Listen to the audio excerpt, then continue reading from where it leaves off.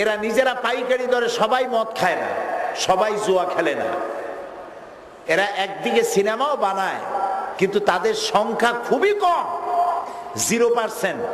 আর মসজিদ যারা বানায় তাদের সংখ্যা 100% ওভার। কাজী এদেরকে ধ্বংস করা যাবে না, মদ দিয়া, জেনা দিয়া, জুয়া দিয়া ধ্বংস করা যাবে না। কিভাবে ধ্বংস করতে হবে? মূল আকীদার ভেতরে, মূল বিশ্বাসে গলদ ঢুকায় দাও, ওরা মারামারি লেগে যায়।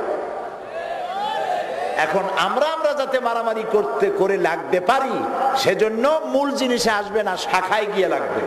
নামাজ নিয়ে কেউ বলবে না নামাজ 6 ওয়াক্ত, বলবে কেউ বলবে না রোজা 32টা, কেউ বলবে না ইফতার করো জোহরের সময়।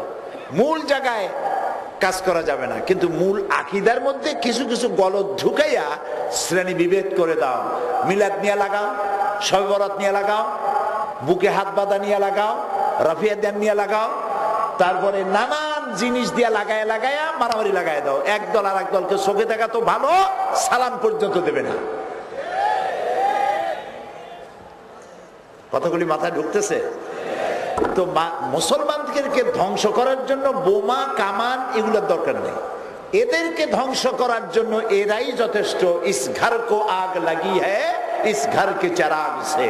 এই ঘরে আগুন বাইরের থেকে আসে নাই, এই ঘরের আগুনেই এই বাড়ি পুড়ে ছারখার হয়ে যাচ্ছে। আমি আহলে হাদিস দেখতে পারি না, আহলে হাদিস আমারে দেখতে পারে না। আমি সুন্নি দেখতে পারি না, শিয়ারা আমারে দেখতে পারে না। এ ওহাবি, সে গোলাপি, এ অমুক পীর, সে তমুক পীর। অথচ আমরা সবাই কলেমাদারি মুসলমান, আমরা এক আল্লাহ বিশ্বাস করি, এক রসুলে, এক কোরআনে বিশ্বাস করি, ঠিক না? আমাদের মধ্যে মূল আকীদায় গলদ ঢুকিয়ে দিয়ে আমাদেরকে ধ্বংস করার প্রান্তে এনে দাঁড় করে দিয়েছে।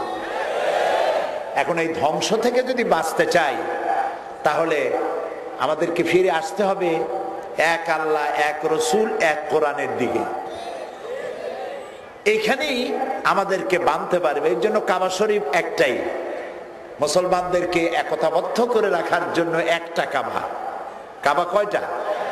একটা কাবা। একজন বিশ্ববিখ্যাত ইসলামী চিন্তাবিদ তিনি বলেছেন, যারা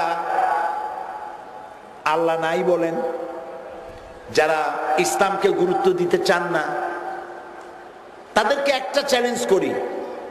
এই যে আমাদের কাবা শরীফ আছে, তোমরা যারা পৃথিবীর পরাশক্তি, বিরাট বিরাট টাকার মালিক, অসংখ্য টাকার মালিক, পৃথিবীর শ্রেষ্ঠ মোড়ল বোঝেন তো? আমাদের এখানে একজন মন্ডল আছে, মন্ডল না কিন্তু মোড়ল। তো পৃথিবীর সবচাইতে বড় মোড়ল, দুনিয়ার অভিভাবক বলে দাবি করে যারা, ওরা ওদের দেশে একটা কালো ঘর বানাক, একটা গেলাফ লাগাক, তারপরে বলুক যে এটা কাবা ঘর, এটা আল্লাহর ঘর, তোমরা তোয়াফ করো। দেখি কার ছাতায় তোয়াফ করতে যায়। যাবে কেউ যাবে না। তাহলে আমাদের মূল জায়গায় ফিরে আসতে হবে যদি ভাগ্য বদলাতে চাই। কালকে হাত উঁচু করছিলেন না সবাই? ভাগ্য যদি বদলাতে হয় তাহলে মূল জায়গায় আসতে হবে, এখানে আসতে হবে। এখানে সব আছে। আমার জীবন পরিচালনার সমস্ত বিধি, জীবন নির্দেশিকা, জীবনের ইন্ডেক্স, সূচি, আমি কি চাই, আমার জীবন কিভাবে পরিচালিত করব, সব এখানে আছে। এই আকীদায় আসতে হবে, আর এটার ব্যাখ্যা হাদিসের কাছে যেতে হবে। আগে আসবো কোরআনের কাছে, তারপরে যাব হাদিসের কাছে। এই দুইটার কোনোটা যদি না বুঝি, তখন যাব ফিকহবিদদের কাছে। এই জন্য ইমাম আবু হানিফা রাহমাতুল্লাহ আলাইহি বলেছেন, কোন ইমাম ছোট নয়। ইমাম যারা, তারা অনেক বড় বড় আলেম। এখন যে সব আলেমরা দুনিয়ায় জন্মগ্রহণ করেছেন, ওনারা ওই সব ইমামদের জুতা সাফ করার যোগ্যতাও রাখেন না। এত বড় বড় মাকাম তাদের ছিল। ইমামে আজম ইমাম আবু হানিফা রাহমাতুল্লাহ আলাইহি বলেছেন, ইজা সাহাল হাদিসু ফাহুয়া মাযহাবি ওয়াতরুকু কাউলি বিখাবারিন নবী সাল্লাল্লাহু আলাইহি ওয়াসাল্লাম। আমার মতের সামনে, শুনতেছেন আপনারা? কে বলতেছেন? ইমামে আজম। আমার মতের সামনে যদি সহি হাদিস পাওয়া যায়, আমার মত পরিত্যাজ্য, হাদিস সেখানে গ্রহণীয়, হাদিসকে গ্রহণ করবে। তো ওই বিষয়ে আলোচনা করার ব্যাপার আমার আজকে না, আমি তো অন্য কথা বলবো। আমি বলতে চাচ্ছি যেটা, আমাদের মধ্যে বিবেকটা কমায় আনতে হবে। আর বিবেকটা যদি কমাতে চাই, আমরা যদি বাঁচতে চাই, আপনারা কি বাঁচতে চান? বাঁচতে চান? সম্মান নিয়ে বাঁচতে চান? মর্যাদা নিয়ে বাঁচতে চান? সম্মান নিয়ে, মর্যাদা নিয়ে পৃথিবীতে যদি বাঁচতে চান, সব মুসলমানকে ফিরে আসতে হবে কোরআনের কাছে, এর কাছে আসতে হবে। তাহলেই আমরা সম্মান নিয়ে আবার দাঁড়াতে পারব। শুরু করা যাক। তাহা মা আনজালনা আলাইকাল কুরআনা লিতাশকা ইল্লা তাযকিরাতান লিমান ইয়াখশা তানজিলাম মিম্মান খালাকাল আরদা ওয়াস সামাওয়াতিল উলা।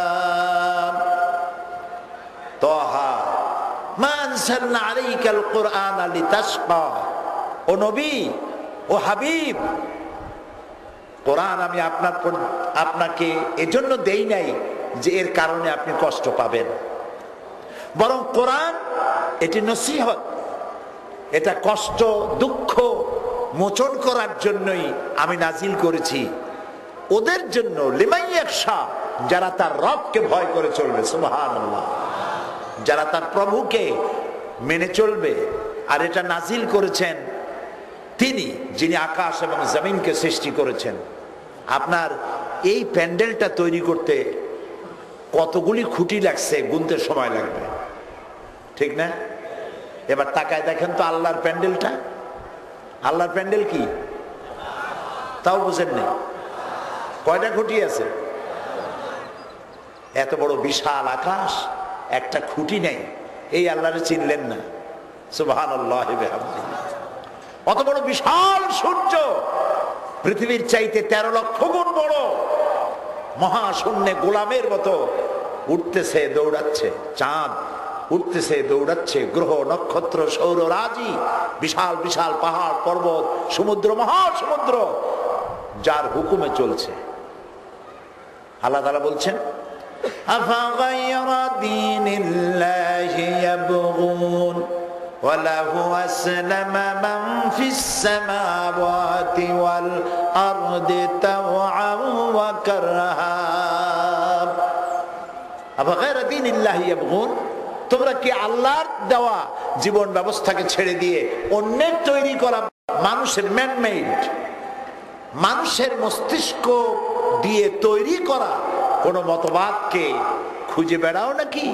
ওয়ালাহু আসলামা মান ফিস সামাওয়াতি ওয়াল আরদ, অথচ আকাশে যা আছে, জমিনে যা আছে, আসলামা, সারেন্ডার করেছে, আত্মসমর্পিত হয়ে গেছে আমার সামনে। ইচ্ছায় হোক আর অনিচ্ছায় হোক, সূর্যের বাবারও ক্ষমতা নাই পূর্ব দিগন্ত ছাড়া পশ্চিম দিগন্ত থেকে উদিত হয় আল্লাহর অর্ডার ছাড়া। সুবহানাল্লাহ কবেন না? সমুদ্রগুলি একই সমান্তরালে বয়ে যাচ্ছে। মারাজাল বাহরাইনি ইয়ালতাকিয়ান বাইনাহুমা বারযাখুন লা ইয়াবগিয়ান। একদিকের পানি মিষ্টি, আর একদিনের পানি লবণাক্ত, মাঝখানে কোনো হিজাব নাই, পার্টিশন নাই, পর্দা নাই। লবণ পানি মিষ্টি এলাকাকে লবণ বানাইতে পারে না, লবণ পানি মিষ্টি এলাকাকে লবণাক্ত করতে পারে না, অথচ মাঝখানে কোনো পার্টিশন নাই। এ ব্যাপারে আজ থেকে শখানেক বছর আগে প্রশান্ত মহাসাগর, প্যাসিফিক ওয়াশন, এর মধ্যে একটা নদী আবিষ্কার হয়েছে, মহাসমুদ্রের মধ্যে নদী। এটি লম্বা প্রায় 400 কিলোমিটার আর চওড়া প্রায় 150 কিলোমিটার। সমুদ্রের মধ্যে নদী, তার মানে কি? তার মানে হচ্ছে এই এরিয়ার পানিটা অত্যন্ত সুমিষ্ট, আর বাইরে সব পানি লবণাক্ত, সারা মহাসমুদ্রের পানি লবণাক্ত, এই এরিয়ার পানিটা মিষ্টি, মাঝখানে কোনো পার্টিশন নাই, মাঝখানে কোনো হিজাব নাই। এই মিষ্টি পানি আল্লাহ তৈরি করে রাখছেন। লবণ পানির ভেতরে যে সমস্ত জলচর প্রাণী আছে, জাহাজে মানুষ ঘুরে বেড়ায়, পানির যদি অভাব ঘটে, মিষ্টি পানি, স্রষ্টা সেখানে পানির বন্দোবস্ত করে রেখেছে। আল্লাহর হুকুম মানতেছে তারা, চাঁদে মানে, সূর্যতে মানে, পাহাড়ে মানে, সবাই মানে।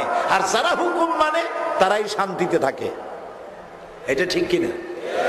বাঘেরা কোথায় থাকে? বাঘ জঙ্গলে থাকে, সাপেরা গর্তে থাকে, সিংহরা জঙ্গলে থাকে।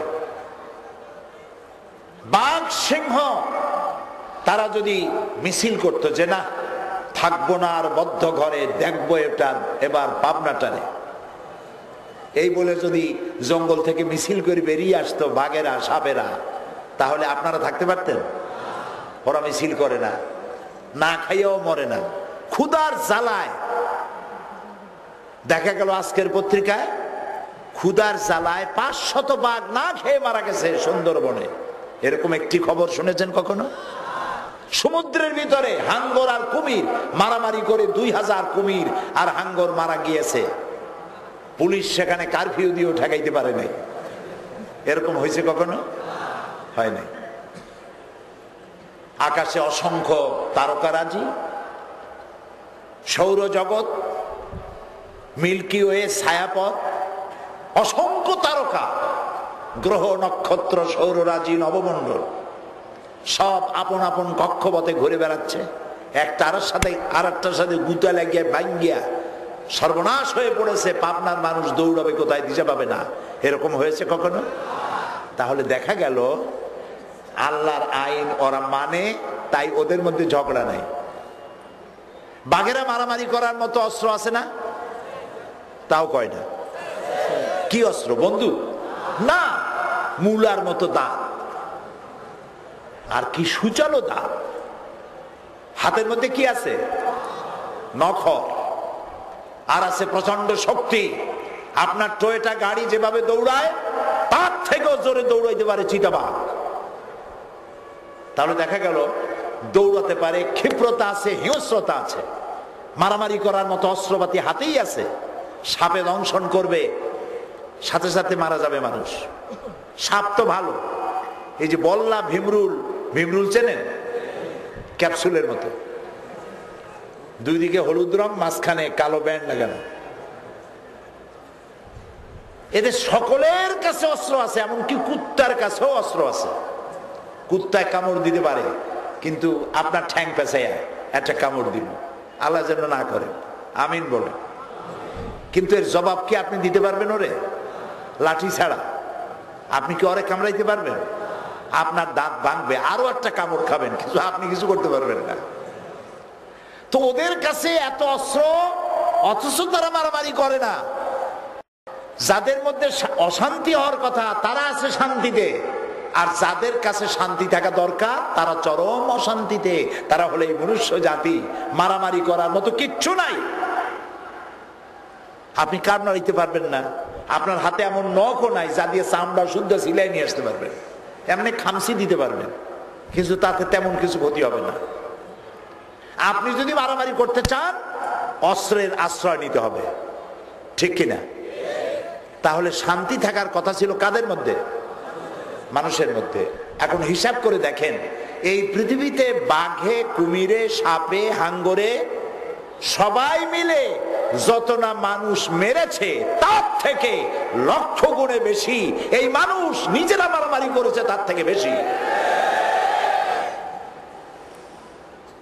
অথচ আমাদেরকে আল্লাহ তাআলা বানাইছিলেন লাকাদ খালাকনাল ইনসানা ফি আহসানি তাকওয়িম, সব থেকে সুন্দর করে বানাইছি আমি মানুষ। ওয়ালাকাদ কাররামনা বানি আদম, বনি আদমকে সব থেকে মর্যাদা দিয়েছি আমি, সুন্দর করে বানাইছি এই মানুষগুলিকে। সুম্মা রাদাদনাহু আসফালা সাফিলিন, এই মানুষগুলি যারা দিলাম সম্মান, সে নিচে নামতে নামতে নামতে এত নিচে নামলো, শয়তান গালে হাত দিয়ে তাকায় দেখে, ওরে বাবা ওদ্দুর নামলো কেমনে? শয়তানি ওদ্দুর নামতে পারে না। মানুষ পুরুষে পুরুষে